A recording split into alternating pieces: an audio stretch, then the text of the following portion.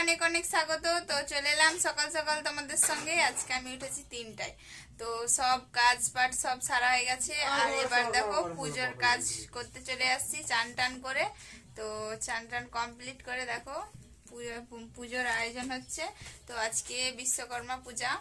তো এই জন্য তোমার দাদা ভাই আগে হচ্ছে কি করতে আমার কাজ করতো। তোমার দাদা ভাই আমাদের বাড়িতে পুজো হয়, আমি যত বছর আসছি তো 5 বছর আসছি।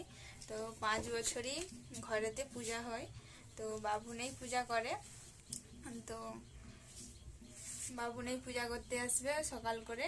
ওই জন্য সকাল করে পুজোর জোগাড় জান্তিতে লেগে গেছি। জোগাড় জান্তি চাই তোমরা সবাই জানো, পুজো করতে গেলে তো অনেক জোগাড় জান্তি করতে হবে। তো ঘটস্থাপনাই হয়। তো তোমার দাদাভাই তামার কাজ করতো, তা অথবা আমাদের হবে। তো এই জন্য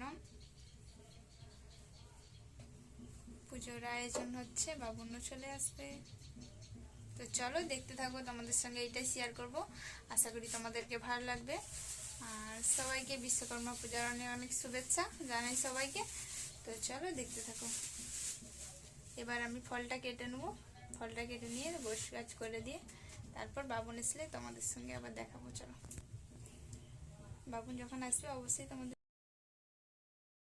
তারপরে বন্ধুরা দেখো আমি ফল কাটতে বসে গেছি। তো ফলগুলো কেটে নিই। ফলগুলো কাটার পরে দেখো তারপরে বাবুন চলে আসবে, তোমাদেরকে তো বললাম।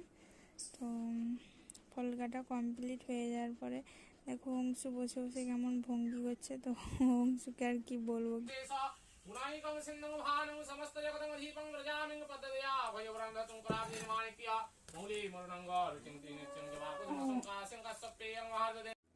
হ্যালো বন্ধুরা, তোমাদেরকে যদি পূজাটা দেখালাম, তো পূজাটা তোমরা দেখতেই পেলে ধুমকাণ্ড হয়ে গেছে। তো বাবুন ঠাকুর চলে আসছে, তোমাদের ঘরের ভিতরে পুজো হয়েছে।